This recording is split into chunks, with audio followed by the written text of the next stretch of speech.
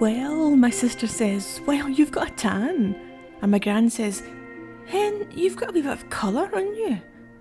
And it's true, despite this very rainy British August, I've managed to acquire some colour to my arms and face. And it's just through having a garden. We've moved into a new house recently and we have a garden, something I've never had before. And so I'm new to the concept of spending time in the garden, hanging washing in the garden, throwing a ball for Tsar Bomba in the garden. And so I do this now most days, even just for 5 or 10 minutes at a time. And that alone, those pitiful little peeps at the sun, have coloured my arms and face. So imagine what a stronger sunlight would do. Never mind a watery Scottish one. Imagine what a striking bright light would do. Imagine what a, well, you know where I'm going here. Imagine what a stunning, blinding flash of a 50 megaton thermonuclear bomb would do to my ever so slightly sun-kissed forearms and cheekbones. Imagine what it would do to the ground beneath your feet.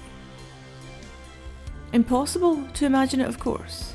We're only human, and it's impossible to imagine what that kind of force is and what it can do. So we're lucky then that last week Rosatom, the Russian Atomic Energy Corporation, released a long classified film about the detonation of Tsar Bomba, the biggest nuclear bomb ever. And so we can now see what that burning, searing, howling white light does to the earth.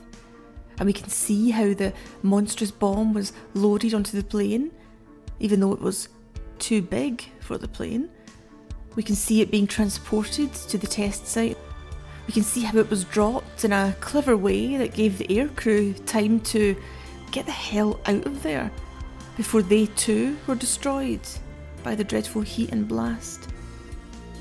So we'll take a look at the film in this podcast episode, and I'll try to tell the story of Tsar Bomba.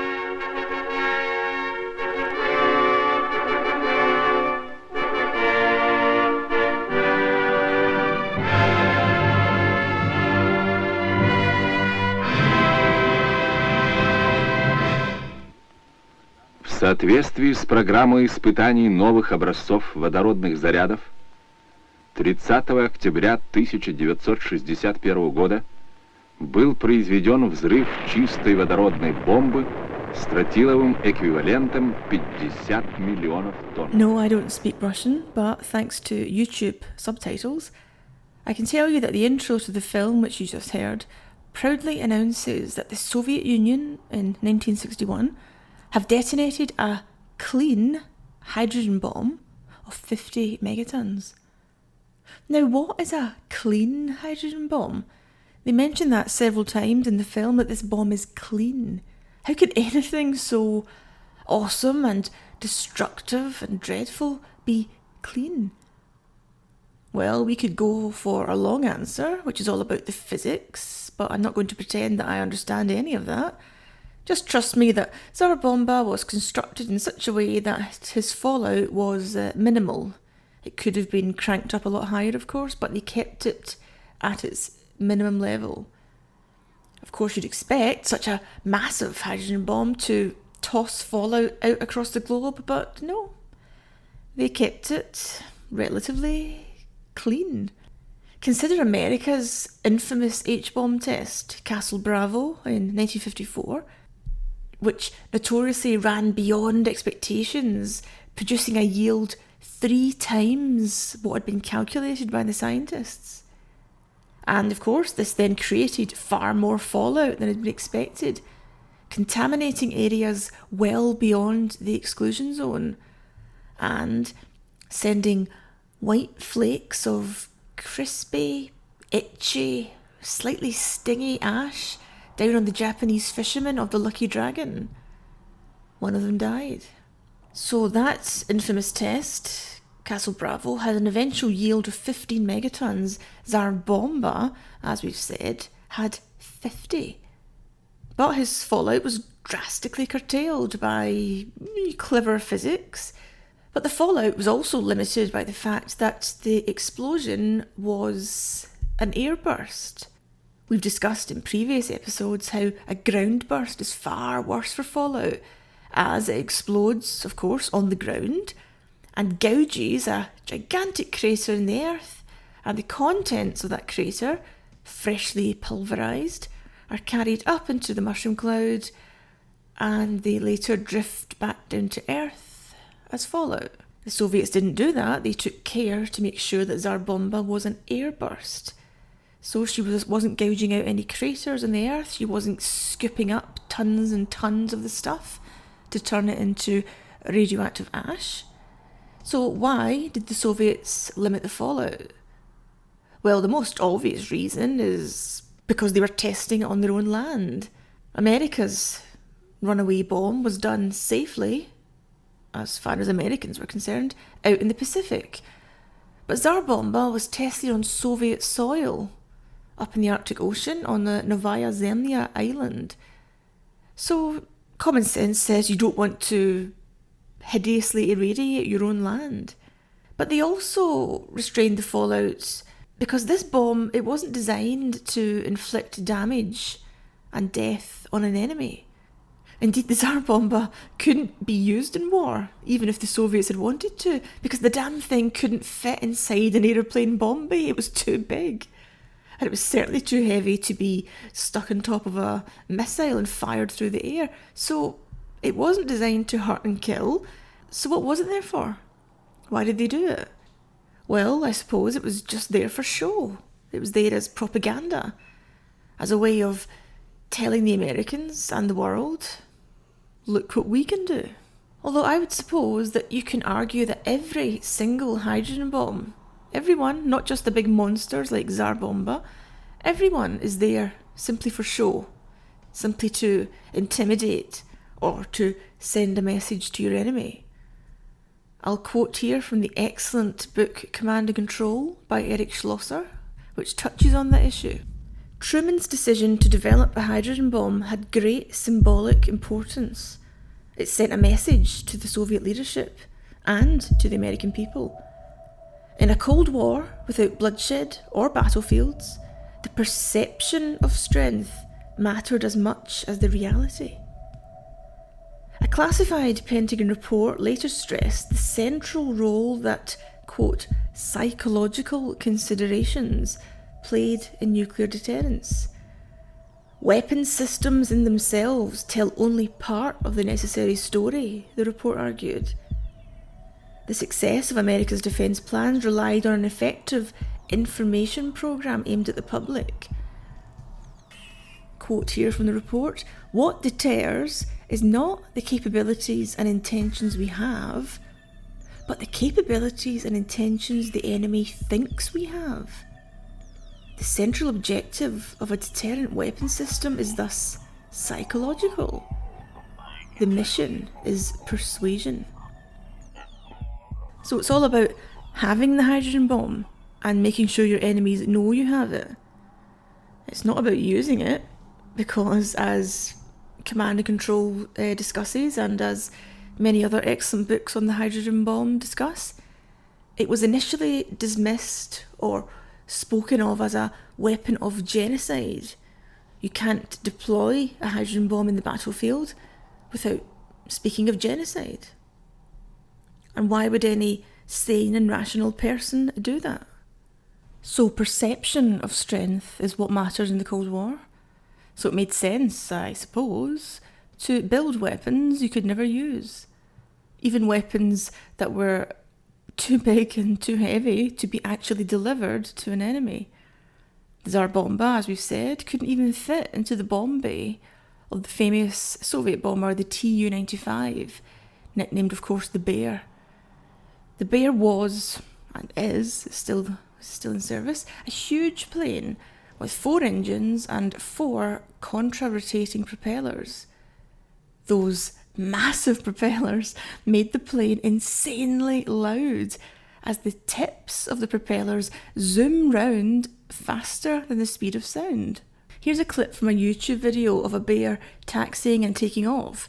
The roar is of course the propellers, but nothing can recreate the real sound. I suppose you just have to be there.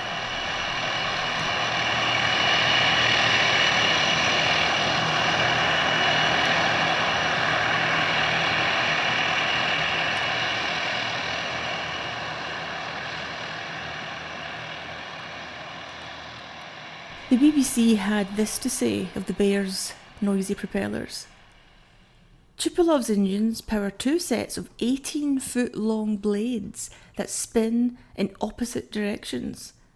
This makes them more efficient, but also creates enormous noise. The Tu-95 is considered to be the noisiest aircraft in current service. It's even claimed that US submarines can hear the aircraft flying high overhead through their sonar domes while still underwater.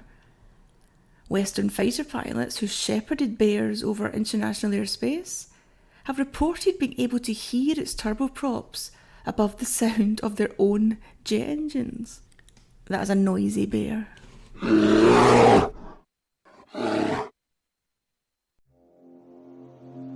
To get the roaring bear ready for its mission, they painted most of the body in anti-flash white, even the backs of those huge noisy propellers. Not the fronts though.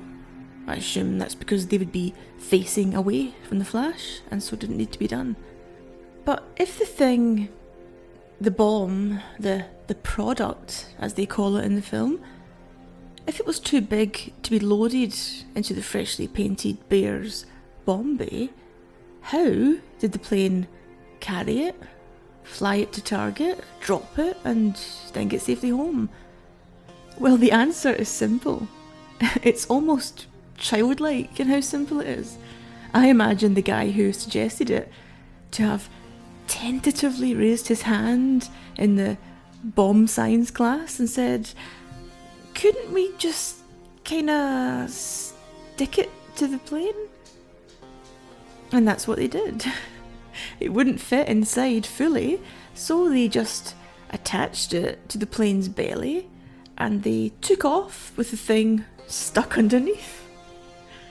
In flight, and the newly released Russian film has excellent footage of this, Tsar Bomba looks like a baby koala bear clinging to its mum, whilst mum climbs higher and higher into the tree. So that's how they took off with Tsar Bomba. But how could they drop it? Surely when the bear releases it, it'll plummet straight to earth. It weighs a massive 26 tons after all, so that thing isn't going to drift slowly like a feather. It will crash right down and will explode before the plane and the so-called laboratory plane flying behind it have had time to get to a safe distance. And if it crashes straight to earth, that will be a ground burst, won't it? They don't want a ground burst. They want it to explode in the air. So how do you make the thing, the product, fall more slowly? Again, the answer seems simple, and maybe that's the beauty of these solutions. Simply attach a great big whopping parachute to it and force it to fall slowly. I tweeted about this earlier in the week, I believe, how the Americans had earlier chewed over this idea. How can we release these new hydrogen bombs without killing our own guys? And one member of the team remembered seeing Second World War footage of German tanks being dropped from a plane with gigantic parachutes. And so that's where the idea came from. So Tsar Bomba clung to the bear and then was dropped from it with 1,000 straps and strings unfurling a massive parachute, which drifted it down to just the right altitude, at which point the button was pressed and the thing went bang. And by this point, the plane had escaped to a relatively safe 45 kilometres. Far enough to survive, the crew all got home safely, and the pilot was made a hero of the Soviet Union. That's the medal kept for the big guys and girls. Plenty of women received that honour as well.